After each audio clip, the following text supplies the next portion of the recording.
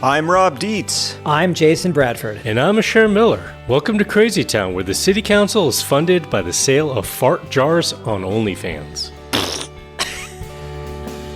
Maximize profits, exploit nature, hoard money, and like Buzz Lightyear, grow the economy to infinity and beyond.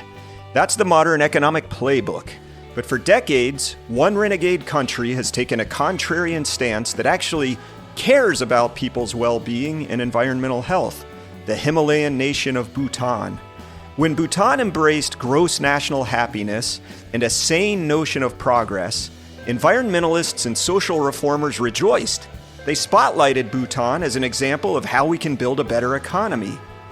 But now it seems that no one can escape the gravity field of techno-capitalism's black hole of cryptocurrency and bullshit investments. In today's episode, we explore Bhutan's dark turn and go on the hunt for other examples of nations doing things to curb overexploitation of people and the planet. Years ago, when I was a fresh-faced grad student, just after that, I got to take this professional development course at the venerable Smithsonian Institution. Oh, I love that. Is that still, did they shut that one down yet? Or? They're working on it. Okay. But this course was in environmental leadership, which is why I'm such an environmental leader today. I was going to say, did they, yeah. It was kind of cool, though. They brought in people from all over the world, and we learned how to do effective presentations, speak in public, manage conflict. I can't remember if there was a subsection on sarcastic podcasting. Yeah, I was going to say fart jokes. Is that one of the workshops that they did? This was in the 90s? No. This was like 2000 to 2005, around then. So a podcast might have just been like a twinkle in the eyes of people then, not really. Probably wasn't really a thing yet. Okay.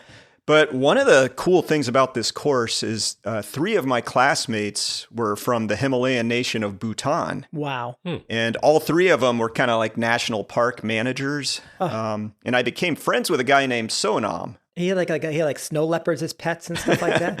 Well, he did introduce me to this yak cheese. Oh. He had this. He brought it over with him? Yeah, it was like the Bhutanese version of a Jolly Rancher. What? It like squeezed all the liquid out or whatever? It was so dry and hard. It was like a jawbreaker. Like you sort of like chew on it for a day, or if you get tired, you stop chewing and wrap it up and get it. What? Yeah. All right. Can I do this with like sheep milk?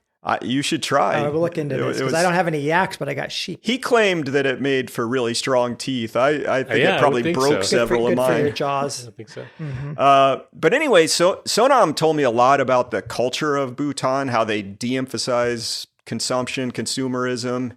And he said they limited the number of tourists in an attempt to preserve the cultural identity of the nation. And I just thought that was really cool. He said there was only one plane a day that would bring people to the capital city of Thimphu.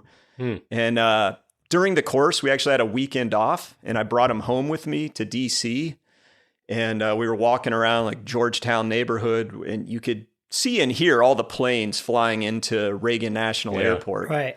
And he was just blown away by this. Like, oh my God, there's so many planes. Right. We see one a day. Yeah, it was really... Vegas should Did he react the way I this. react to leaf blowers? Or was his reaction more like in awe? And I think he was more in awe, but I think... if he had lived with it the way we do, he probably would have come around here. Well, I think Vegas should do this too. Yeah. Just limit the number of flights into Vegas so that the culture is preserved. What culture? Yeah, I agree. Preserve the strip. Yes. The way it is. Just the way it's been for millennia. Yes. Yeah. Well, one of the most memorable ideas that Sonam shared was Bhutan's adoption of gross national happiness, and this is in lieu of gross national product or gross domestic product, which tracks how much money a nation spends in a year. And I just remember that concept instantly resonating And this was way back before I even had waded into the waters of ecological economics or read The Limits to Growth. It like primed you. Yeah, I was like, cool, that's a cool idea. So maybe idea. we have Sonam to thank for you being here today. Yes. Maybe. That yak cheese. I wonder if he's on Facebook or something like that. We could try to find him or something like that. He's probably got a yak cheese export-import business. Right.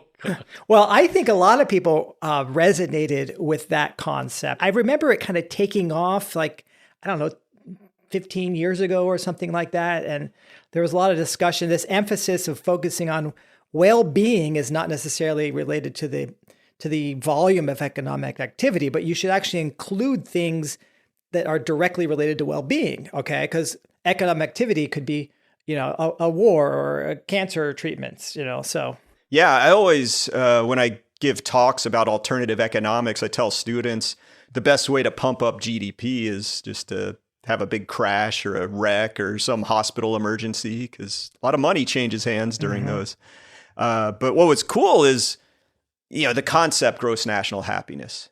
That's it resonates with me, but the government actually did something with this. They created a measurement tool to try to influence policy. They looked at things like, how healthy are people? How are we doing with ecological diversity?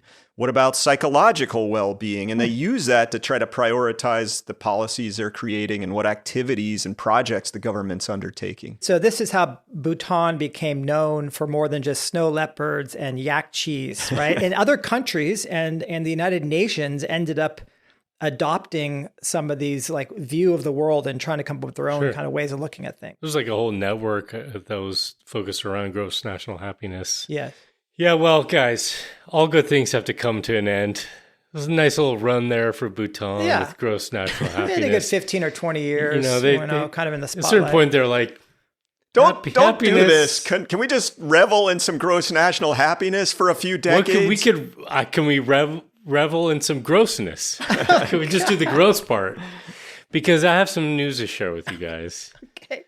You shouldn't look at the news. I hate this podcast. Actually, I wasn't even trying to look at the news, okay? So we use this software, a PCI, kind of a team productivity software we use called Monday.com. I don't know why they would name it after like the day of the week that everyone was like dreading the most. Because you show up for work, and this is like a work productivity thing. I think it's brilliant. We also have to always call it Monday.com so we don't get confused by calling it Monday. That's right. Anyways, Monday.com, apparently, I get newsletters from them. And of course, the title of one of the pieces in their newsletter grabbed my attention, so I need to share it with you guys. Okay, ready? Can't wait. Title is, Small Nations Are Using Bitcoin to Fund Government Payrolls. Yeah, no, I hate that. And here's where our favorite little tiny Himalayan nation comes in. I'm going to read directly from this newsletter, okay? Quote, the tiny Himalayan kingdom of Bhutan has quietly amassed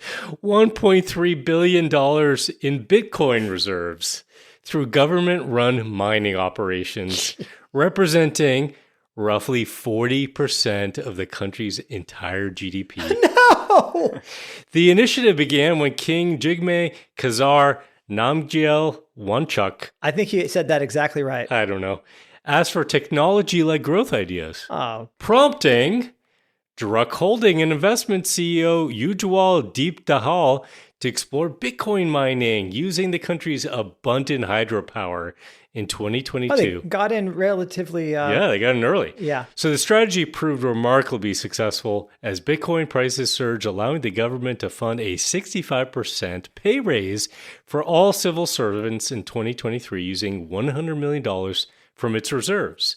As traditional revenue streams face disruption, economic analysts suggest that resource-rich smaller nations may increasingly turn to cryptocurrency mining as a way to diversify their economies and fund essential government operations.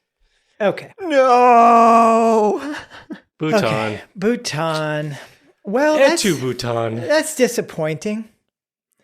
So let's think. So you've dammed a river, right? Probably some amazing river. I think they've been already exporting energy, is in my sense. They've been exporting energy from hydroelectric they're dams. making in fact, Sonam told me that they were energy independent and sold energy to India. Now, that was a while back, but... Right. Okay, so... They're like, fuck India, we gotta Right. So, well, here's the thing. Okay, you say, okay, it's our right. It's our native energy. It's our right to do what we want with it. And so they're taking hydroelectricity, and instead of selling it to India, which would make some money, they figured out that somehow you make more money mining Bitcoin, which means that India then has less electricity from hydroelectric power, so they have to run more coal plants. Yes. And so then that coal emissions lead to CO2 problems, which then lead to like the glaciers melting in Bhutan. And it's for a fake currency. Right. A fake currency, exactly. They're running Which computers. is very volatile. So they're consuming a ton of electricity and other resources to run these computers to harvest, to mine, quote unquote, something fake for a coin that's fake. They're trying to figure out a random number. They're trying to essentially guess a random number. They just made this up, though, as the only way to make this currency basically create a unit of currency. I don't know what you're harping about. I mean, they're turning a real stream into a revenue stream. It's brilliant. That's a great slogan. Also, Dave. I think that you're wrong, Jason, about India having to burn more coal. They're now burning tigers for electricity. They just put them right in the oven. What the hell?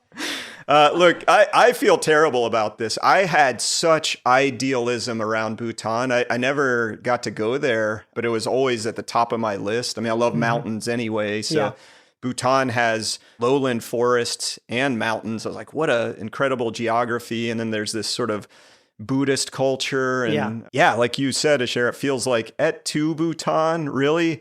You know, like from Shakespeare's Julius Caesar play where Julius learns that his best buddy Brutus is one of the conspirators who's stabbing him. That's kind of how I feel about Bhutan. It almost reminds me, Jason, that time I came out to the farm and I saw you with one of those bucket wheel excavators just tearing the land up. You know? Oh my gosh. Just slaughtering the soil. And, you know, it's like, wow, even Jason now is destroying Or the time habitat. that I was like flying that plane and just like dropping Agent Orange on the farm. Yeah, it's exactly like that. I thought you were digging to open up a fast food restaurant right here on the farm. Yeah, there's a Chick-fil-A opening up on the lower field tomorrow.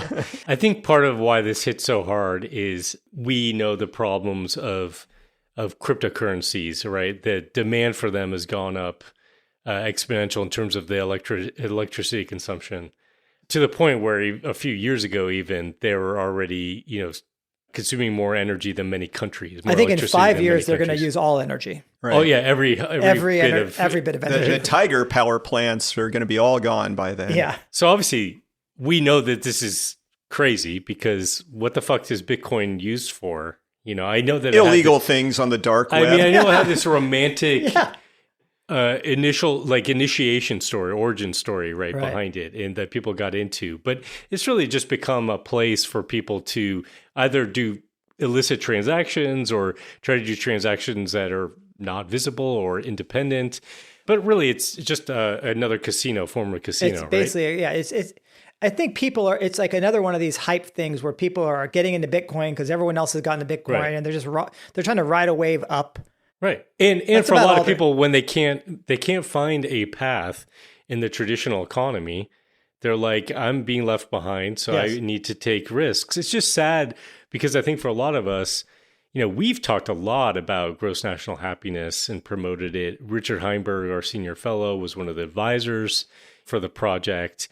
And I think, I'll be honest, for me, a lot of it was holding up Bhutan, maybe in an idealistic way, in an unfairly idealistic way, as like, here's this nation that's holding against the worst forms of industrialization and development. And maybe you have to be some kingdom in the Himalayas to do this, but at least there's a place we can At least there's a place that maybe they won't let us go there. A Buddhist Shangri-La. I feel the same. I loved it. So for the king to be like, let's figure out how to, and I'm sure the motivation is, let's just give the benefit of the doubt. The benefit of the doubt is a motivation of trying to provide more for his people, for the people who work for the government.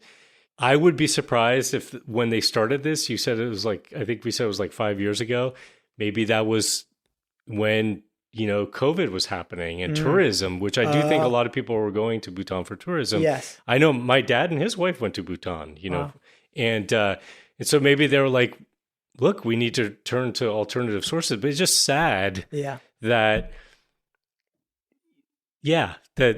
even this tiny little country has to like succumb to the late stage capitalism. I just want one hero. I just want one. Well, and let's say something nice, because at least they used the proceeds from their Bitcoin mining to kick up the pay of their government employees. What do you suppose, Asher, Trump would do if he had a Bitcoin mining operation? Trump already has a fake coin thing that he's not raising that money for the government. He's raising it for himself. It's for himself. But imagine he got 40% of U.S. GDP off of Bitcoin mining. Like, what kind of shenanigans? We would get a lot of gold statues everywhere. Yes, a lot of them. Yes. Most of them of him. They would add Trump to Mount Rushmore. Mount Rushmore, but then they would also remake everybody else to be Trump just in different angles. So it wouldn't just be adding Trump. Or maybe they would get some lights that would shine just on his. Right. You know, the other ones would be sort of shadowed in the dark, you know. Or maybe he would just say, let's replace some of these, you know. Like he's a big fan of Jackson. Yeah. So let's get rid of, I don't know, Roosevelt up there or something and put Jackson in First instead. of all, you're way out of line, because remember before he was president, everything had his name on it. He's not going to do a Jackson. He's going to do a Trump. I agree with you, Jason. Many angles of Trump. Well, think about what you could do with El Capitan in Yosemite National Park. Think of how big that could be. Yeah. I mean, yeah. Good point. Geez. Yeah. I kind of want this to happen now. So I just wanted to say something nice, but now I'm going to turn to something that's deeply disturbing. In researching this episode, I looked up gross national happiness, of course, and there used to be a website for it. And I was going to maybe grab some history and some stats. I want you guys to click on this link, grossnationalhappiness.com, and see what it is now. What the It redirects to a casino, What? I'm getting a lot of pop-ups. cockfighting. Cockfighting. Yeah, it's poker, esports, cockfighting. Basically, it's one of these places where you probably got to have Bitcoin, but you put in your account and you can wager on all kinds of stuff. But it redirects, so it's a redirect. Oh, so there's a live casino with, you know... Oh, it's Indonesian. But this is what we get. Instead of gross national happiness, we get a casino. It's very fitting for the times. So that used to be a real website, gross national happiness? Yeah. Oh, that Bhutan had? It was all about this index and how they... Well, they had all this money. They could have kept paying the fee to keep the website up. Well, I guess when they decided to go away from gross national happiness, they really went away. Oh my God. Yeah, I think the three of us need to start a gross national sadness website. Join us all there.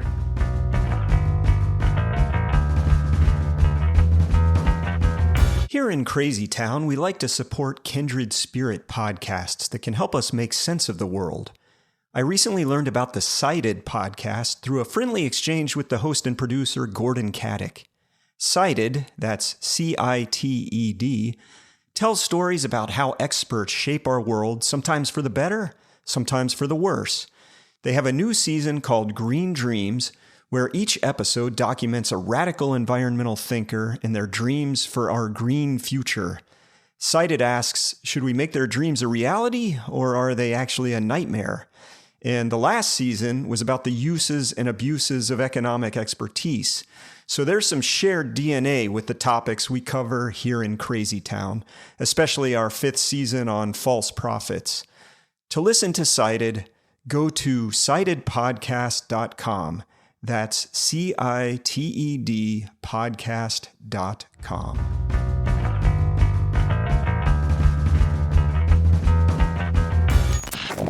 The AI companion industry is growing fast. By 2027, 80% of adults 18 or over will have at least one, and likely multiple, AI romantic partners.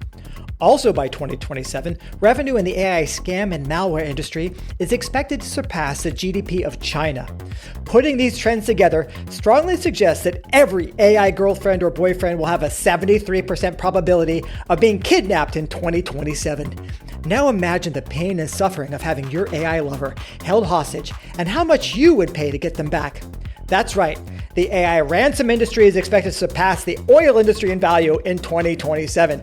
And you don't want your meager meat brain to be negotiating with the AI kidnappers of 2027, who will be smarter than 7 billion Einsteins combined, working without sleep and at the speed of light.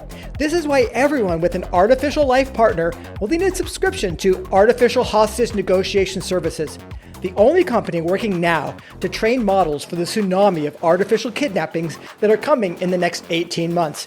If you are a savvy, qualified investor, get on the action with our B-Series notes, joining our team of prestigious founders including Andreessen Horowitz, Coinbase, Waste Management, DraftKings, and the Nation of Bhutan Sovereign Wealth Fund. Artificial hostage negotiation services, harvesting the power of AI before AI harvests your AI lover. Well, I'm glad we had that little ad break because it gave me a chance to reflect, guys. And I got to be honest, like feeling like a bit of a hypocrite here. Here we are talking about how disappointed we are that Bhutan, decided to sell the URL, the domain for grossnationalhappiness.com to some online fucking casino or whatever. Yeah. But, look at us, right? You're no Mother Teresa. No. Well, Mother Teresa's got some. Anyways. What? To Mother Teresa? So here we are talking about this from the United States, right? Okay. Among the highest GDP per capita in the world. And look how we're spending, our wealth in this country, right? We're not we're gambling it away, making sure that we take care of basic services, meet certain needs. I mean, I've got 3 kids in college, and I can't tell you how awesome it is that's available for free in this nation. Yeah. And just think about the fact that we've had the benefit of being the world's reserve currency. So people buy our debt. We've been racking up a debt of, I think it's now $36 trillion. It's about $107,000 per person in the United States.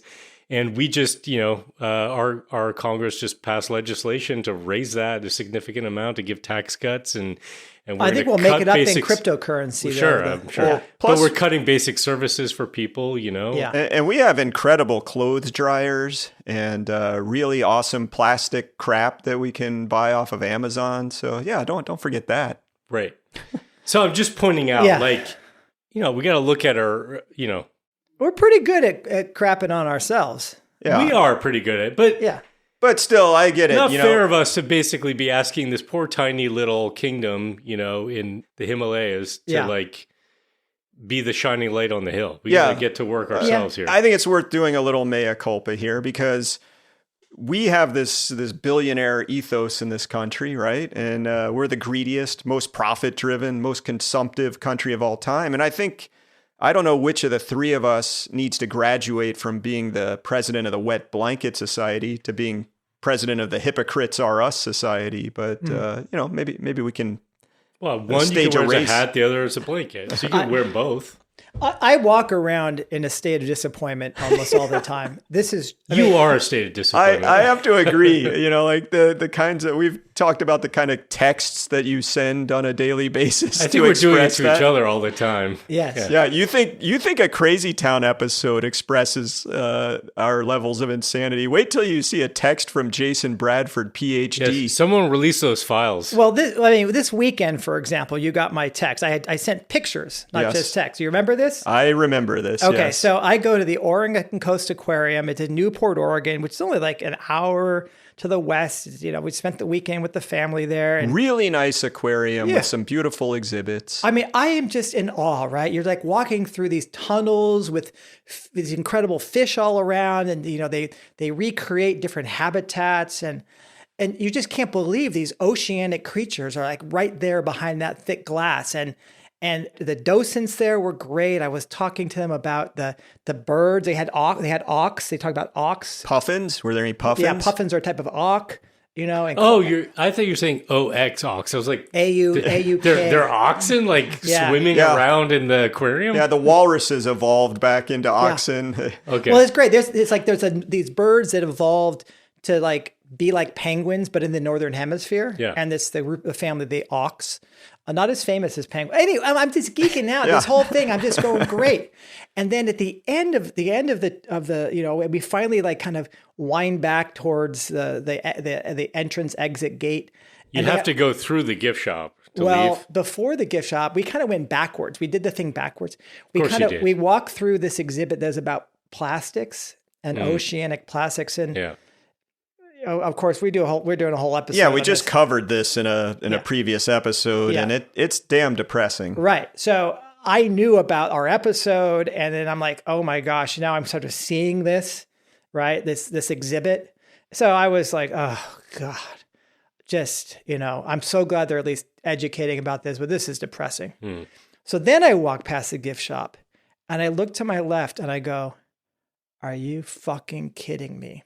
Because inside the gift shop are these plushies of sea creatures. Yeah. You can get a plushie that looks like a lobster or a crab, a plushie that looks like a jellyfish, plushie that look like sharks. I mean, there's a giant shark plushie. It's like 4 foot long. Is there an auk one?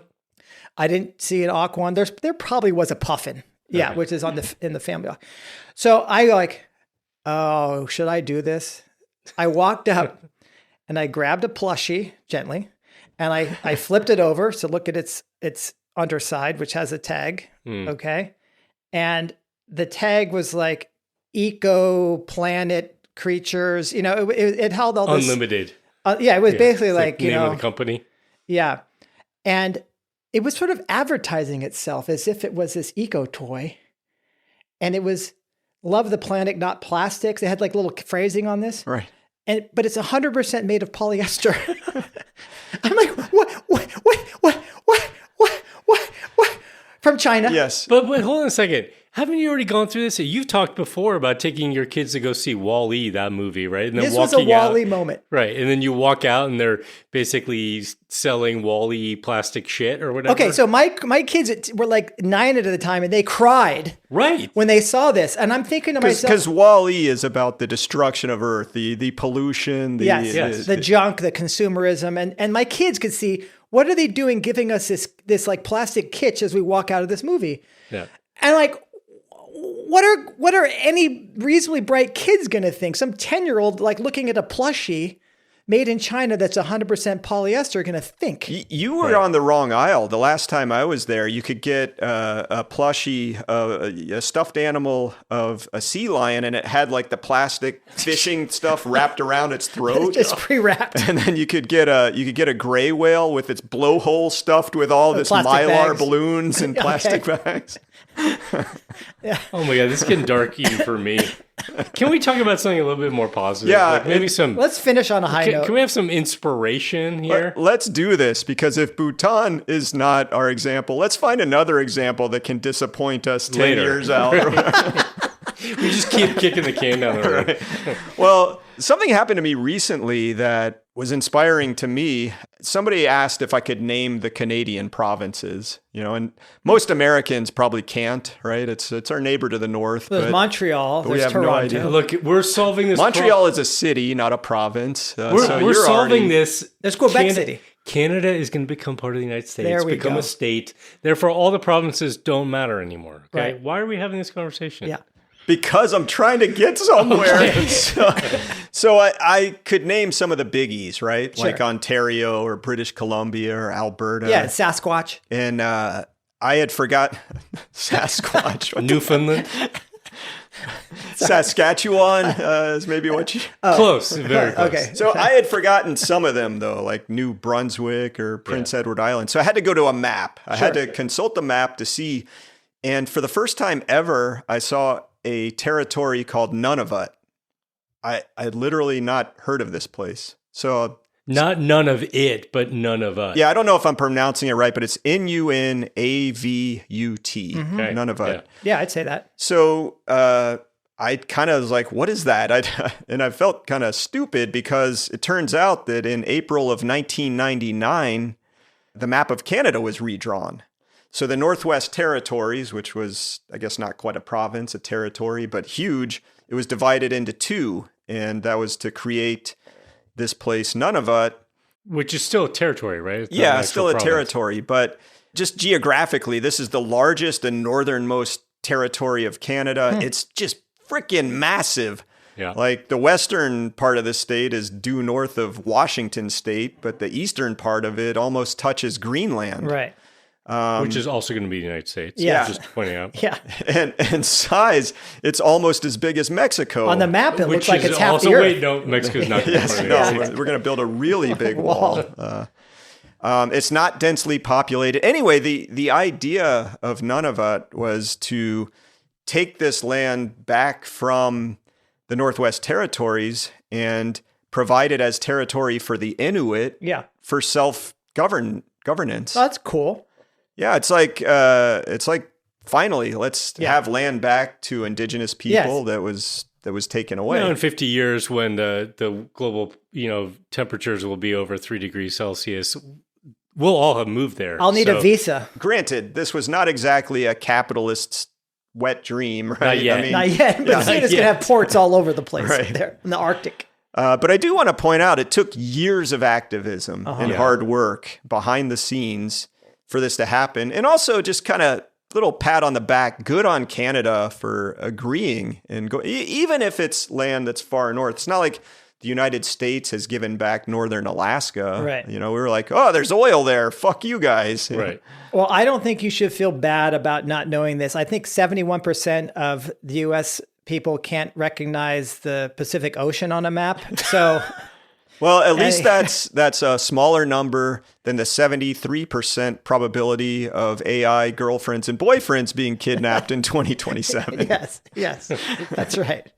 Well, okay, the other kind of goodish news was we covered this in episode 37 of Crazy Town, Discounting the Future and Climate Chaos. This was a season when we were doing we would do our own shtick and then we'd have a little interview.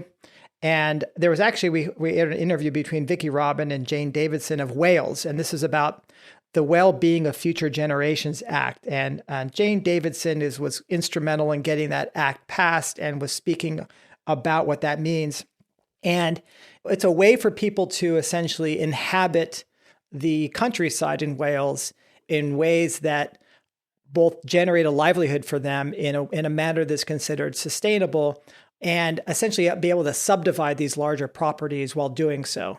Is this like your dream, Jason, of neo-peasanting? They kind of have to become peasants. And so I think that's great. This is like the example of a modern society sort of saying, it is okay if you want to go out and become peasants. We will allow you, the administrative state will give you permission to go do that. But the only downside I think I've learned since then, there was a big report that came out about how this is going.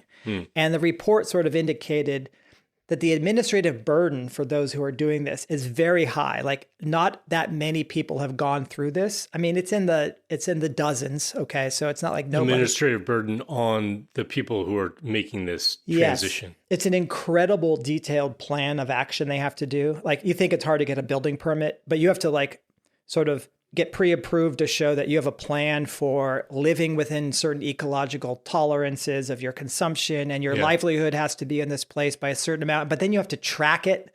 So apparently there's reporting about how much of your food did you grow, and it becomes very difficult apparently. And a lot of people are just sort of scared off by that, it sounds like. Yeah. But there's the growth of the administrative state to look over those folks and make sure that they aren't going to die in their first year out in the countryside. Well, what's crazy is if you live in a house that's obviously ridiculously polluting, you don't have to report this. No, but the people who are trying to do the right thing are supposed to fill out all these complex forms to prove that they're doing the right thing. So it's a little annoying, but this always happens in bureaucracies. It seems like it's whatever's new has to prove itself, even though, of course, this is more like, let's live like our ancestors did kind of in place. Well, yeah, I think we're going to see lots of people making these kinds of transitions with or without, government programs behind it. And that was the last comment I guess I would make if I try to take a more positive spin on this whole Bhutan story, which is, look, Bhutan, the Kingdom of Bhutan did a great thing. They put out this this idea of happiness over just GDP, right? Yeah. It did change the narrative a little bit. It led to a lot of other institutions and groups looking and questioning the idea of just GDP as being the measure of health of an economy.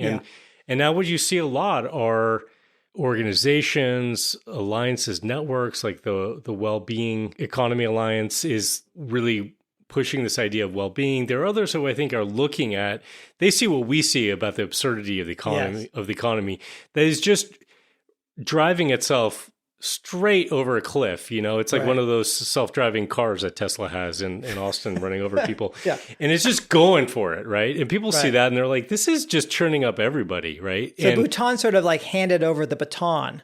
Pass the baton. Bhutan. Yeah. Right? Yeah. So is that good? We did this whole episode just so you could get to that pun. The Bhutan baton. Is that's a good dad joke? That was so good. Yeah. Yeah. But all I'm saying is we don't need governments. We don't need these large institutions to tell us that we can prioritize different things, right? We can take it across the finish line ourselves. Stop it. Sorry. Stop it. That's our show. Thanks for listening. If you like what you heard and you want others to consider these issues, then please share Crazy Town with your friends. Hit that share button in your podcast app or just tell them face to face.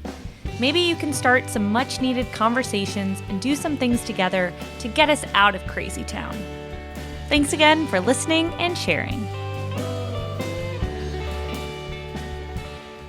Crazy Town, da da da da da da da, Crazy Town.